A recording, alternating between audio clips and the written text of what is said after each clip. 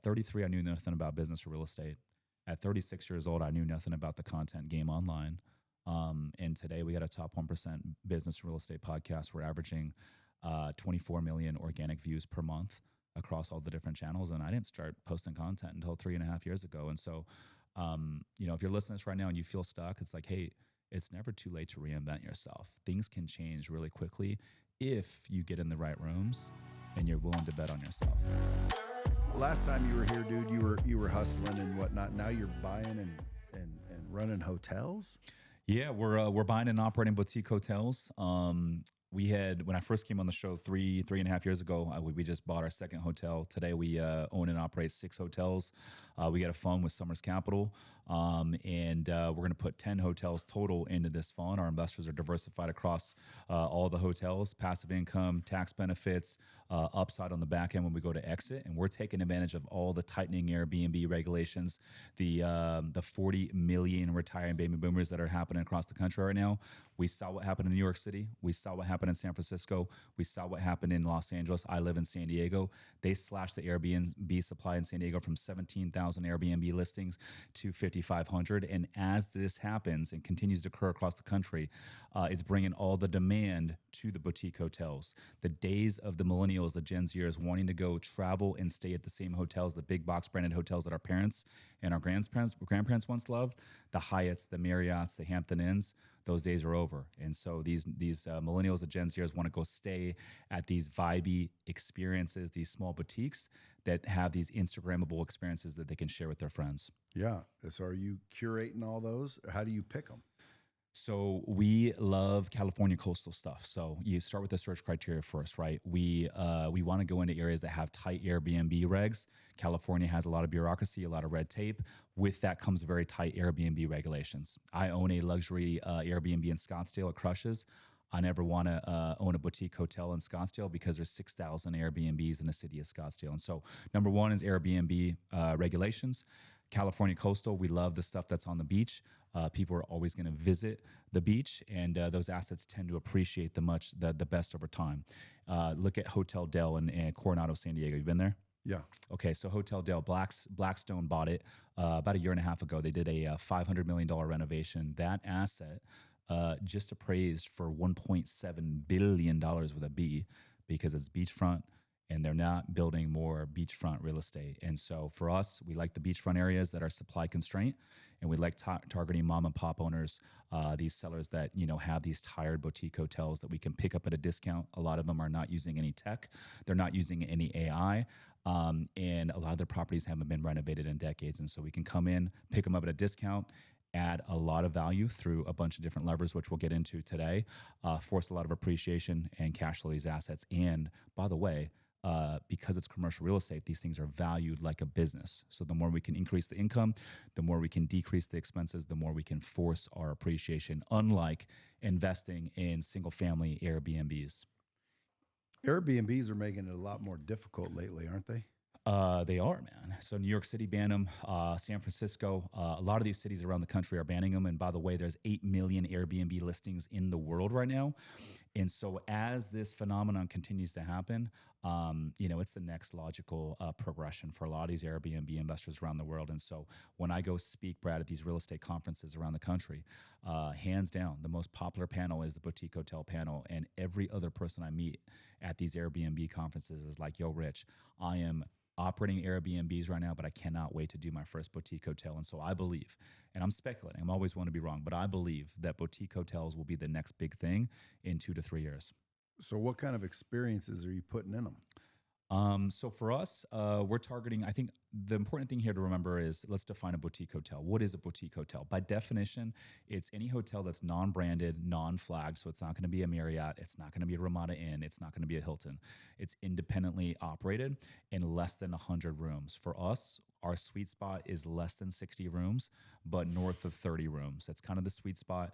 And so for us, as far as amenities, we'll do a bunch of different things. A couple things we're doing right now to really separate ourselves from the competition is, for one, we've gone all in on AI. So we have an AI revenue management platform that does anywhere from 100 to 200 AI pricing adjustments throughout a 24-hour period, similar to how the airlines do it, based on supply and demand. The other avenue is I went all in on an AI concierge, and I've implemented an AI concierge last year in 2025 at every single one of the hotels. They each have their own name and personality based on the market that the hotel is located in. They will text the guests in blue iPhone message. They will use emojis, stagger response times, and even intentional spelling errors so it feels like a real human component. And they will help the guests with check-in instructions prior to check-in.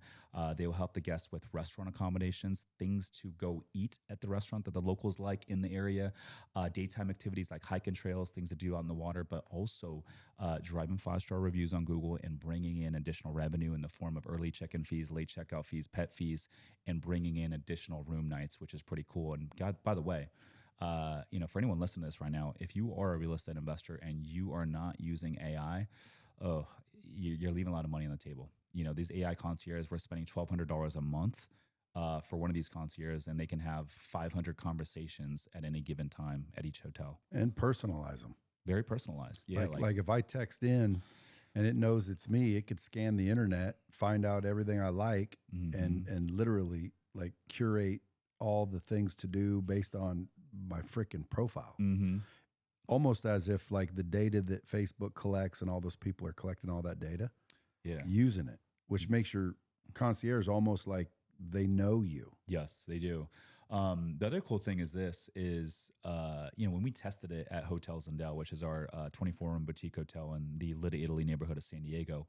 And by the way, anyone listening to this, if you guys have ever been to San Diego, or maybe you're going to go visit, go stay in Little Italy. It is the hot spot to be at. 30 of the best restaurants, coffee shops, etc. It's probably the trendiest neighborhood in San Diego. Now, we tested it first at that hotel. Her name is Brooklyn. And I popped into the hotel during the weekend, and I just started talking to guests. Hey, Brad, how's your stay? And all the guests are like, oh, our stay's been great. Brooklyn has made our stay amazing. I'm like, oh yeah, tell me more. She's like, oh, she helped us with restaurant accommodations, things to eat at these restaurants, rooftop bars, daytime activities. And all these guests are 20s, 30s, young 40s. And so, we're not talking about old people. And all these folks had no idea they were talking to AI, which is pretty cool. That was real cool. Who developed that? One of our investors, big shout out to our guy, Ephraim. He's actually has a company called AI Integrators, and they're great. And so if you're a business owner and you're looking for an AI employee, they will integrate that into your business. This was the first time they ever did the hotel thing, and it worked really well. It took them a little bit of time to build it out, but they will do it regardless of whatever business you're in. And if you're listening to this, you're looking to get on a call, see what that might look like, you can go to AIintegrators.com/Rich Summers. You got it down, don't you? Yeah. We're spitting bars today, Brad. You've been hustling since how old? Dude, I was an air traffic controller for 11 years, and I didn't know anything about business or real estate until I was 33. I had been 11 years into my air traffic control career, and I overheard a coworker in the break room talking about how he just closed on a fourplex in Cleveland, and I thought it was the coolest thing ever. And I was like, yo, Mike, how did you do it? And he said, go listen to this podcast. It was the Bigger Pockets podcast, and that was my first taste of entrepreneurship, real estate investing, and that was 7 years ago. I cashed out the only thing I had to my name, which was a 401k after working 11 years, and I went all in on my first couple of real estate deals. Started a podcast, started building my brand, learned how to raise private capital, and I started taking down bigger deals. But that was the start of my real estate investing journey, man. The podcast is called Rich Summers Report. The Rich Summers Report. Yep. What is it about? Business, real estate, mindset. We talk money, we talk wealth, we talk leveling up. I'll bring on a lot of business owners, real estate investors, professional athletes. I've had on Grant Cardone a couple times. I've brought on Dan Martell a couple times, multiple NFL Pro Bowlers and Super Bowl champs. But it's all about growth mindset, leveling up. And check it out. We do 3 episodes a week, Apple Podcasts, Spotify, YouTube, the Rich Summers Report. What do you gain most from those podcasts? Like, because I get to sit here and pick brains. Bro. I hear about all the newest shit. Like, a lot of opportunity that's sitting in front of you. Yeah, I'll say, like, man, if you're a business owner right now, listen to this, and you don't have a podcast, it is the sauce, because for one, drives more leads for your business. I would say 90% of all the leads that we get to invest with us come through the podcast. Also, us buying these hotel deals. A lot of the deals that we buy come through the personal brand. But it's not just leads for your business, Brad. It's not just the ability to hire and retain good quality people. But the biggest hack of the podcast, and you know this better than me, is it gets you access to people that you otherwise wouldn't have access to. It gets you into the right rooms. And I've learned so many freaking countless like nuggets from every single one of my guests, whether it's on air or off air, to where I'm like, damn, that is so good. Like I'm going to implement that into my business, my personal life today. Yeah. Sometimes I've thought about airing the shit that's said after the podcast, but I don't want to misuse sometimes the that's trust. a better conversation. I know. Yeah. Sometimes it's like, okay, we're done. And then we sit here for another 20 minutes talking. I'm like, Dad, that should have been on the podcast. So folks, if you guys want to follow him at Rich_Summers on Instagram, if you're into the business, it's at Summers Capital. But so is it obviously if your name's on it, it's almost like a fund. So you just raise money from private investors and then you go buy boutique hotels. And then what's been the average, performance? Yeah. So all of our investors are all retail individual investors. We get like family offices and more institutional, like groups of capital, larger checks that like want to come in and be involved. But dude, I'm like, I don't want to give up like voting rights and decision making and all that sort of stuff. And we have a wait list of investors, but all retail individual investors. A lot of my podcast guests invest with us, but it's primarily business owners and high net worth, high income earning, like W-2, like doctors, attorneys that they're making good income. But they got a tax problem, and so we'll give them passive income, we'll give them tax benefits, and then we'll give them equity upside on the back end when we go to exit.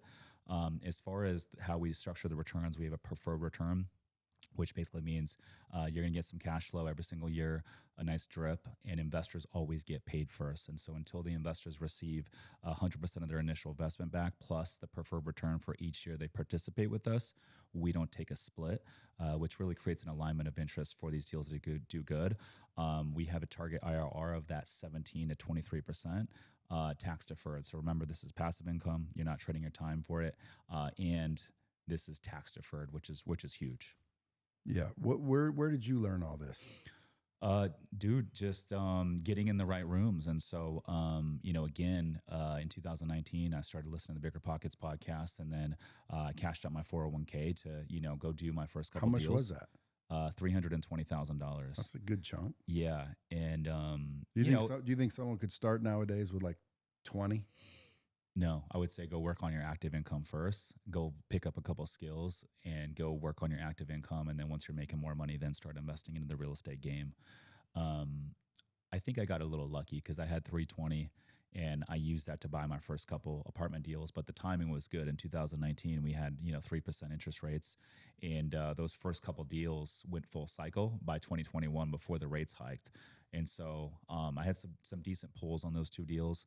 But shortly after 2019, I started my first podcast, which was in the apartment investing space and with my two old partners at the time. And through that, we just started interviewing apartment investors. One of them was Grant Cardone. Another one was the mentors that we actually paid to learn the game from. And these guys didn't have like a mentorship program or anything like that, but they had bought and transacted 7,000 apartment units out of the Southeast, Tony Azar, and we paid them for the information. And they taught us everything, how to underwrite bigger deals, how to raise private capital. And we ended up doing two larger deals with them that we still own today. The Arbors Townhomes in Greensboro, North Carolina, 150 units. Also the Timber Creek Apartments, also in Greensboro, North Carolina, 145 units. And through those two deals, I learned everything. And so when I started Summers Capital back in 2022, and we really pivoted hard into boutique hotels, I took all those principles to really roll it into what I'm doing today. But I think my biggest takeaway looking back, Brad, is this. Because when I cashed out my 401k to get into the game, everyone told me it was too risky. Friends, coworkers, family members, everyone told me it was too risky to go invest out of state. Everyone told me it was too risky to cash out my 401k. I was working 56 hours a week, 6 days a week, nights, weekends. Stressing. And on the way to work, after work, in between my breaks, working air traffic, I did nothing but study real estate investing for 9 months straight. Like I just became obsessed. I started a real estate investing meetup in San Diego before I even owned any real estate. I literally started my apartment investing podcast before I even owned any real estate, and everyone told me not to do it. But I cashed out the 401k, and I took that 310 401k and I parlayed it into an 8-figure net worth in less than 6.5 years. And so my biggest takeaway looking back, Brad, is this. All those risks that people allude to are real. So put some weight on them. But on the other side of the balance scale is another risk, and it's this. I could be 80 years old one day, laying in my bed, staring at the ceiling, kicking myself because I never fucking tried anything in life. How about that risk? That's a risk too that a lot of people don't allude to. And what's the worst that can happen? You go broke and start over. It's not that big a deal. Yeah, yeah. And honestly, like when you're young and you got nothing to lose, like that's when you should be risky, right? And so, yeah, I mean, look, a lot of people in their mid 30s, they might be listening to this right now, or even if you're in your 40s and you're like, hey, dude, like I haven't learned the game of business or real estate. I'm late to the game. I'm like, dude, I thought I was late to the game too. Most people get into the career I was in. You get a pension after 25 years, and that's what you do. No one leaves that job. But look, at 33, I knew nothing about business or real estate.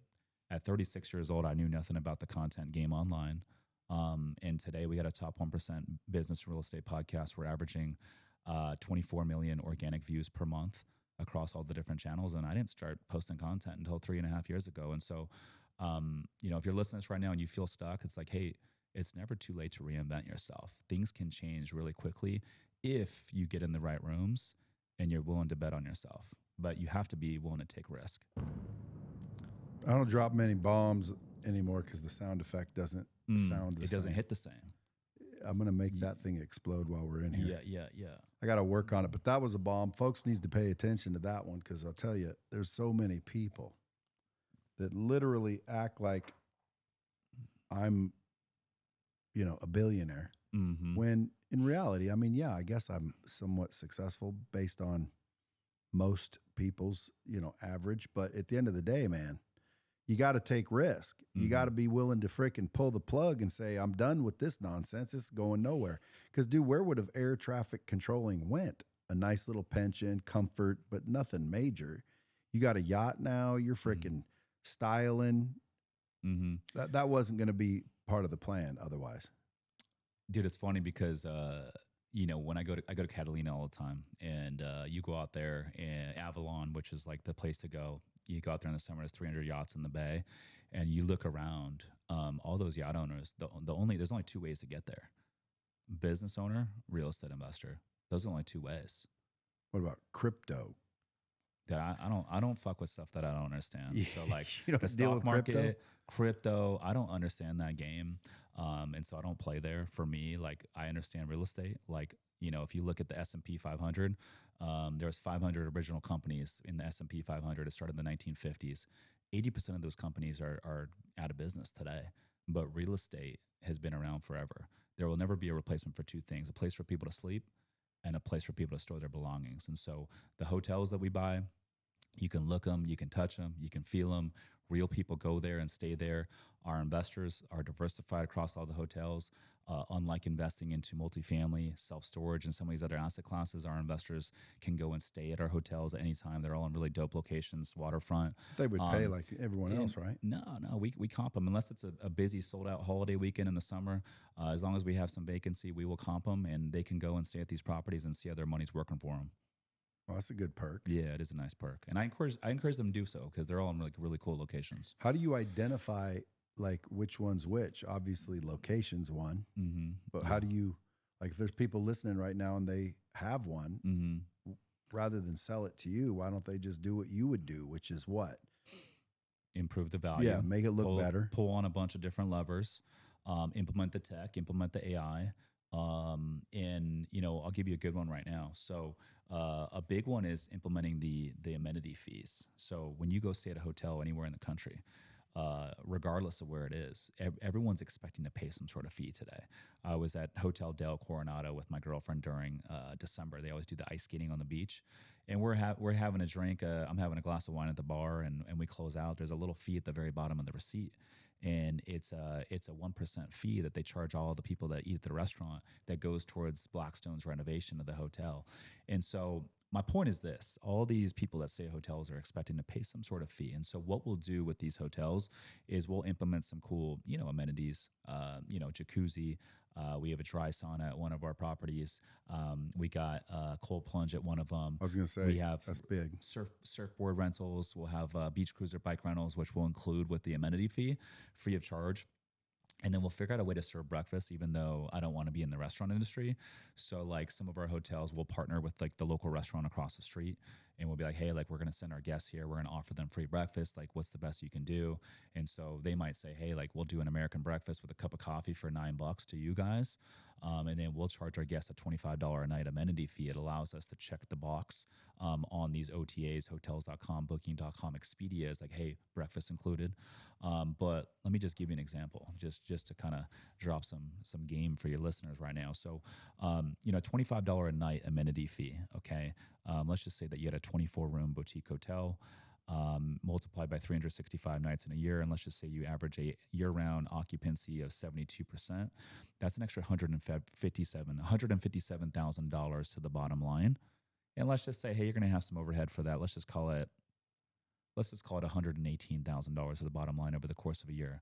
So that's like, a little bit more cash flow is great, but here's the real value, Brad. So hotels are valued based on the income approach. So NOI, which is net operating income divided by the cap rate, equals value. And the average hotel in America is valued around an 8% cap rate. But the average hotel that's beachfront in California is going to trade at a 6% cap rate. And so that extra $118K that drops to the bottom line divided by a 6% cap rate increases the value of the property by $1.9 million. And so if you're listening to this right now and you're like, hey, I'm investing in Airbnbs right now, I'm thinking of buying an Airbnb. I'm like, dude, Airbnb is going away in a lot of markets around the country. Like, that's the old man's game. This is the new man's game. This is where it's at. Hey guys, real quick, if you are getting value from this show, it would mean the world to me if you take 2 seconds and drop a 5-star review on Apple Podcasts or Spotify. That one small, simple action is the only way this podcast grows. And more importantly, it might help another entrepreneur or real estate investor find exactly what they need. I read them. I appreciate them. All right, now back to the show. Well, these little rundown Motel 6s you see on the sides of the road, they're just, no one stays there because they're shit. Why couldn't you just buy one of those, renovate it, turn it into a little boutique hotel? Because they got to be in a good location. A lot of those rundown motels that are on the side of the road are not in great locations. And so no matter how much you renovate that hotel, people like yourself or someone like me that wants to go stay at a nice place, they're not going to drop $400, $600, $1,000 a night to stay there. So the key is, can you find that little rundown motel that's like beachfront in a really cool surf town that's owned by mom and pop, and then go buy that from them with some seller financing? A lot of these mom and pops are not on the OTAs, so they're not on hotels.com, booking.com, Expedia, Airbnb. They're certainly not on social media, and they're certainly not using AI. And then you go in there, pick up the deal at a discount, and then implement all the tech, the AI, the revenue management, pull on all these levers, and then boom, you force a lot of appreciation, refinance the sellers out, and that's the game right there. Yeah, but how do you get it at a discount when it's on the beach? Because I've been at some beachy towns, even the little shitholes that are on the beach. As long as they're on the beach, that's the key. It doesn't seem like they're upgrading their rooms. They're usually they don't need to. A little bit shoddy. Yeah, they don't need to. Because they got good year-round occupancy, and the mom and pop mentality is like, hey, I'm not going to reinvest in improving stuff. We have good year-round occupancy. Why would we? And so the key is, targeting those owners.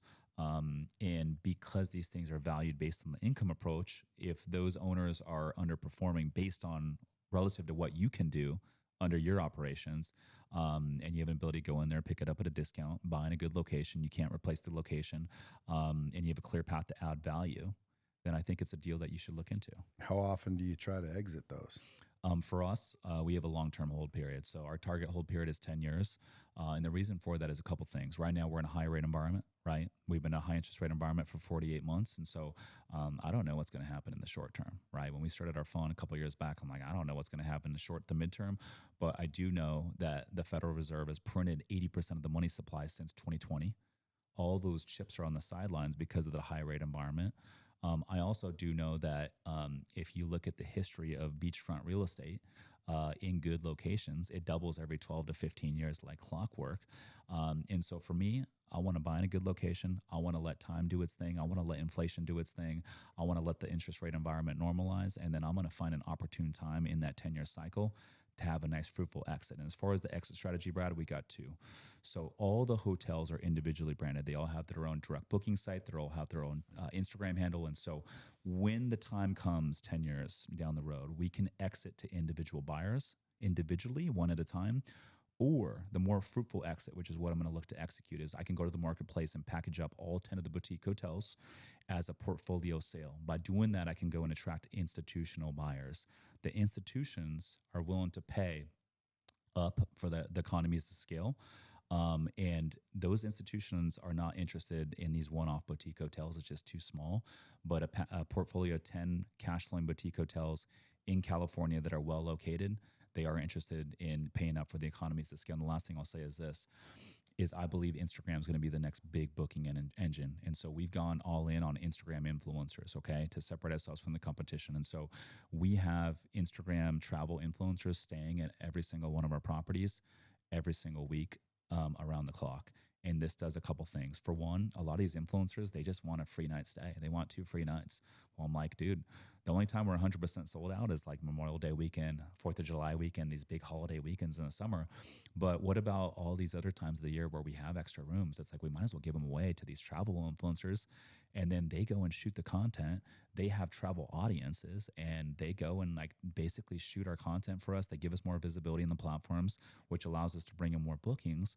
But here's the kicker. When we go to exit 10 years down the road, there is no doubt, Brad, when we go to exit that these buyers are going to pay a multiple and a premium if we can sell these hotels with the Instagram account that has a sizable audience, 300K, 400K, 500K engaged followers. That is huge. And so that's kind of our play right there. How do you get them to follow you? So we'll do giveaways with the travel influencers. So we'll do like, hey, we're going to do a giveaway. So let's just say it's 2 free nights. We'll do it to the travel influencers, and then we'll allow them to do a giveaway to their audience. And so they'll shoot a piece of content, and then they'll give away 2 free nights to their audience if they go and follow us and do a couple things, and boom, next thing you know, they'll put out the reel, and it gets a lot of visibility, it gets a lot of engagement because everyone's looking for a free 2-night stay. And then they'll be like, hey, by the way, if you don't want to wait for like, you know, the free night stay and you just want to like come experience the same property like the way that I'm doing right now, click this link and you can come book for 15% off, and we'll give them their custom codes. Do you find that works? Yeah, 100%. Like crazy? It depends on the influencer. And so a lot of people think, oh, like I'm just going to bring in someone with a big audience. Like if you came and stayed at one of our hotels and did content like that, it wouldn't convert because your audience is like business owners, people with money, investors, and that sort of thing. But these influencers that specifically have an audience of people that love just like going out to eat and they love going to like hotels and experiences, it does convert with those types of people. What type of influencer are you looking for? We're looking for people that ideally have travel audiences in the California area. Are you all in California? Primarily in California, yeah. We've gone out of our California search criteria a couple times because those deals came through personal relationships. But outside of that, our core markets are California coastal and supply constrained areas. Our best performing deals are in these areas of California that are well located, and we're one of only 5 hotels in the market. For example, like Hotel Dega, it's a 44-room boutique hotel in Bodega Bay, Sonoma Coast wine country, an hour north of San Francisco, and we're one of 5 hotels out there. All the other hotels are very mom and pop. And so 15,000 visitors each weekend, tight Airbnb regs. And because the competition's mom and pop, we come in, do a good job with the renovation, implement the tech, the AI, do a good job with the marketing, the revenue management, and we can create a huge lift with the ADR. On the flip side, Brad, you get into these markets that have a ton of hotels. Like for example, downtown Los Angeles, there's thousands of hotels. Well, it's hard to compete no matter how good of a renovation you do, no matter how good your operations are. If you got to compete with thousands of other hotels, I mean, you're not going to get that much of a lift with your ADRs. You see what I'm saying? Yeah, I do. Coincidentally, I'm surprised that I'm following all this, but yeah, I've been around the block a few times. It's all making sense. How come the big boys aren't like swooping in and just knocking them all out? Yeah. So the like Cardone, like I asked him once, why don't you just develop these things, bro? He wants instant cash flow. But the people that are developing these properties, dude, they're obviously selling them and they're in business. And I've never met a broke developer. Have you? Well, Cardone says this. I mean, he's been on my podcast a few times now, but he says like builders lose all their profits in the last year or two of the cycle, right? And so look what happened in this cycle. Interest rate environment doubled in early 2022. And then all those developers that have these 2, 3, 4 year projects, they got caught, a lot of them. If you look at Phoenix right now in the multifamily game, Phoenix was like, it led the country in year over year rent growth in the multifamily industry across the nation. It was like 10, 11% annualized rent growth for like 10, 12 years. All these operators kept buying in Phoenix and assuming, hey, they're going to continue to get 10% annualized rent growth. And guess what? Phoenix is in trouble right now. Scottsdale, I mean, I was just in Scottsdale not too long ago, and there's a lot of brand new multifamily deals out there that have just been developed, and they are struggling to lease these things up. And now Phoenix has negative annualized rent growth. A lot of people that have bought out there recently in multifamily, like they've been pretty quiet on social media lately. So are you staying away from multifamily properties? Are you only boutique now? I own multifamily and we're holding that stuff. I'm just not buying it right now. Like our niche that we're going all in on is boutique hotels. And I'll probably buy some more multifamily down the road. I do like the asset class, but no, we're going all in on the boutique hotel game. I've been calling this phenomenon for a few years now, with Airbnb going away. And here's the other thing, Brad. The 8 million Airbnb listings around the world, like think about all these like social media kids that are getting in the real estate game. What asset class do they buy first? Single family. Airbnb, right? And so this whole generation of these young kids that are getting their feet wet in real estate investing in the Airbnb game, as Airbnb regulations continue to happen, as Airbnb goes away in the country, what's the next natural progression for all of them? If they're already operating 2, 3, 4 Airbnbs, they already have the baseline fundamentals to go and do a boutique hotel. And so the next logical progression for all these kids is to get into the boutique hotel game. And that's why I believe. And it sounds more fun. Dude, it's way more exciting. It's sexy. Dude, unlike doing C-class, B-class apartment buildings, self-storage, like you're freaking designing these dope Airbnbs. We're bringing in travel influencers. We're bringing in models that do shoots with us. All the marketing photos, you put it on Instagram. Like people love that stuff. It's like sexy. It's a sexy asset class. And you get to go stay at these hotels and see how your money's working for you. And so I believe, like I said, I'm speculating. I'm always willing to be wrong here, but I believe in the next 2, 3, 4 years, boutique hotels will be the next big thing because of all these Airbnb investors that are going to be looking for that next thing. Will that put you over the 9-figure mark? Ooh, I'm hoping. I want to build $1 billion thing with Summers Capital. That's my goal. What's inside the 10 B years. on your hat for? It's built. They sponsor me. I have a brand deal with them, but it's built premium basics. They make men's and women's clothing. Freaking some of the best fitting clothing out there. If you're a guy listening to this, dude, like they just fit great, comfortable, all that sort of stuff. You can check them out at builtbasics.com. You just gave him a free plug. Use the code Summers for a nice discount. SOMERS at checkout. Well, the one I went to that has, I think, killer fitting clothes. The only store that like is meant for like if you're buff is, I think it's called State and Liberty. Okay. Freaking everything there just fits like a glove. That's probably like a State and Liberty. Yeah. I was telling Anthony. Anthony was asking me about the built game. If you want, I can hook you up for like all your like Lightspeed swag. If you guys are looking for swag, I can hook you up with the build team. They can do all the wholesale stuff, but it's like high quality stuff. They make the good shit. Yeah, all the good shit. Hats, hoodies, like shirts, even workout stuff. Yeah, hook me all up. Personalized with your company. I can hook you up, dude. Yeah, because I always look. I like quality shit. Yeah. Like I don't know why people. I mean, I give away T-shirts, but I still buy the good shit. Okay. Because like, dude, you want people to want them. And I have people that call me and say, hey, how do I get more of those t-shirts? Yeah. Now, I just send them a couple shirts. I don't try to sell them. I don't have a big merch game. Yeah. But it's a nice touch, right? Like, for any business owner, it's like, hey, whenever you get a new client or investor, it's like, hey, like, give them a nice little win right off the bat. So like with all of our investors that invest with us, as soon as they invest, we're like, boom, hey, what's your address? What's your shirt size? And then we'll sell them we'll send them like a custom thank you and like swag box with all of the custom Summers Capital built merch. Nice little handwritten card, but it's just a nice little touch, and I think that goes a long way, especially in today's age with social media and AI, and you don't even know what's real and what's not anymore. I think just like a nice little handwritten card, nice little personal touch goes a long way these days. Well, I try to always ask the audience in my head, how can the audience win from this? So obviously investors, they want some kick-ass passive income and a little sexy boutique hotel business. You got it on lock. Yeah. Where do they reach out? Summerscapital.com/invest. If you're a business owner and you're like, hey, I got a tax problem, you want some passive income, tax benefits, and diversification across all the hotels, summerscapital.com/invest. And if you are listening to this right now and you're like, hey, dude, I'm in the Airbnb game and like this sounds like the next logical progression for me. I want to buy a hotel actively. We have a hotel community with 120 members.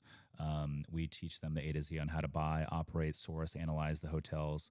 That's hotelinvesting.com. Source is the one I'm thinking while I'm talking to you. Yeah, source and analyze. Yeah, because I don't necessarily want to just throw somebody money. Like I threw Grant money. I only threw him $100,000. It was kind of just like, here, I'm in, leave me alone. Yeah. Because he was on me. Yeah. You know how I was just recording with Ryan Pineda right now. I was walking out. Grant was walking in just now. Well, he's crushing it in the real estate game. And now he's merging real estate with Bitcoin, creating a asset class all on its own. I think that's a little crazy. I'm like, I don't understand how the crypto thing works. And, I love Grant, but dude, he talked about how he didn't understand crypto for all these years, and now he's like bringing it into his investment offering, which is kind of strange. Well, he's big into crypto now. Yeah, because he's merging with real estate. I don't know how. Yeah, I just called him one day and I said, "What's going on, buddy? I'm watching. You're killing it." And he basically said, "Take all your money and put it into Cardone Capital." I'm like, "Well, the last $100,000 I gave you produced $155 a month." $155 a month off of $100,000. I could make more than that in the bank account. He's got other things going because he's crushing it. Yeah. Well, there's less returns in what he's buying. I mean, he's buying multifamily Class A, which is going to trade at the lowest cap rate, which means the lowest cash flow. And so, that's why he's making a lot more money in his education business. Yeah, and again, I mean, he knows what he's doing, but he's been doing it a while. Yeah, I'm wondering what he would say about this because this just sounds cooler. I'm just wondering, where do you find them, and how do you get them at a discount if they're on the beach, and how much inventory is there because there's only so many. So where you go after that?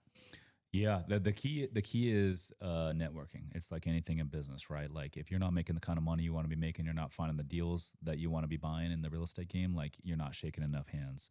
And so, for one, figuring out who the brokers are in the core markets you want to be in. The brokers are the gatekeepers of a lot of these deals. 95% of hotels are traded through a broker. They've been building these relationships with these sellers for 10, 20, 30 years. And so when someone wants to sell, they know first. And so getting in with them, and that doesn't mean just calling them. Like you got to go visit them. You got to take them out to lunch, become their friends, get to know them, get to know their kids' names and all that sort of thing. And you got to be able to talk the lingo. You got to know the game. Because these brokers are sizing you up. Like if they spent 30 years building a relationship and finally that seller wants to sell, like why are they going to give it to someone that can't even talk the lingo, someone that they don't trust can get to the finish line, someone that they don't trust is going to perform? And so you have to give them the confidence that you can perform if they bring you a deal. And then, like I said, like if they bring a deal, like take care of them. Like some of the brokers I've transacted with invest with us, right? We'll send them gift cards and, I'll call them all the time to hang out, all that sort of stuff, because everything that we do is a people's game, man. So that's number one. Number two is make friends with all these bridge lenders. All these bridge lenders around the country that lend on commercial real estate, they all have deals that go bad. They all have borrowers that miss on their business plan. And when these deals go bad, they have a basket. And you want to be the first person they call when these deals hit the bad basket. And if you can do that, you can pick up some nice deals at a discount because you're solving a problem for the lenders. One of the deals in our fund, we acquired 40 rooms up in Lake Chelan, Washington. And this came from our bridge lender that we have a good relationship with. They fund a lot of our deals. They called me in November of 2023 and they said, hey, Rich, we got a deal that was built in 2021. We just repossessed the property from the developer. We got to get off our books by the end of the year. We think you guys would be the perfect buyer. We can sell it to a discount and we can finance it for 0% intro financing. We moved relatively quickly, smooth transaction. We were solving a problem for them. We closed on it for $4.87 million. This is 40 rooms, just to kind of give you guys perspective. About $120 a door. This is below replacement cost for basically a brand new asset. It last appraised in 2021 for 7.5 when it's developed. We just picked it up in 23, 2 years later for 4.87. And so these opportunities exist. And my point is, and my takeaway for anyone listening to this is like, dude, build the relationships, take care of people. And then you do that, if people like you, they trust you, and you actually are a man of your word, they're going to bring you opportunity. Last question, because I know you got another one to go to. We got big Michael Sartain on the calendar. Oh, Michael. Yeah. My man, Michael. He believes we landed on the moon. Yeah. He's been on my show a few times now, and I'm like, dude, every time he comes on, the girls in my office, they're like they're doing one of these. He's funny. Yeah. He's a smart dude, though. I love Michael. My last question for you, which if I were listening is what I'd want to know. Why only mainly California? Lake Chelan's not in California. You bought one up there. Yes. So what if people have boutique hotels that are just not in California? Should they reach out? What if they're looking to move them? Because if I were you, dude, boutique hotels is the concept. I don't care where they are, as long as there's a cool little upscale, badass, experiential boutique hotel. It could be on a river, it could be on a beach, it could be on a lake, it could be right in the middle of a 100%. Town, as long as it's freaking. Because to me, that's what I think of when I think boutique hotel, like a really cool, nice, vibey place somewhere in a town. I don't want it out in the middle of freaking nowhere, but why only California? For us, it's number one, it's the expectation that we've set, with our investors. But the taxes and the shit there's got to kill you. But see, the bureaucracy and the red tape, a lot of people that don't invest in California, they always poo-poo California, Brad. But I like the bureaucracy and the red tape because with all the regulation, tight Airbnb regs, right? So that bodes well for boutique hotels. Number two is it's very difficult to get permits and entitlement to build and develop there, which protects our investment. So we don't have the risk that you see in Phoenix right now, that you see in Orlando right now, with all this new cranes and supply popping up left and right. You never see that in California. And so we don't have to worry about that, which protects our investment. And then the last thing I'll say is this.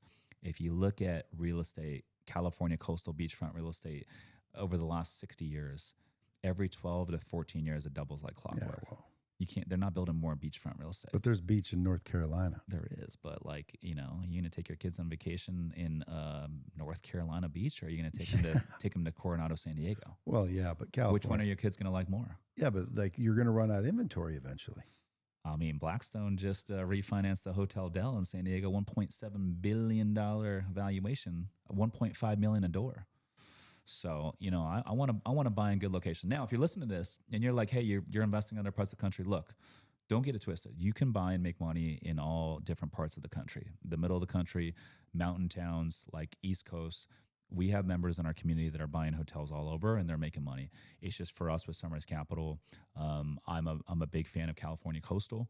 I'm also a big fan of staying hyper focused on your core markets and not spreading yourself too thin. And that's why we're all in on California coastal stuff. We understand it. Okay, so if you got money and you want to throw it in, where do they go? sunrisecapital.com/invest. And if you want to learn this shit, go to hotelinvesting.com. That's it? Yeah, book a free call. You can check us out. And everything else is on Instagram at @Rich_Summers. That's SOMERS. And if you like this long-form conversation and you're resonating with what I'm saying, go check out my podcast. It's The Rich Summers Report, 3 episodes a week, Apple Podcasts and Spotify. There you go. Appreciate you. I'll continue watching. Till next time, folks. Keep that shit real. Let's go.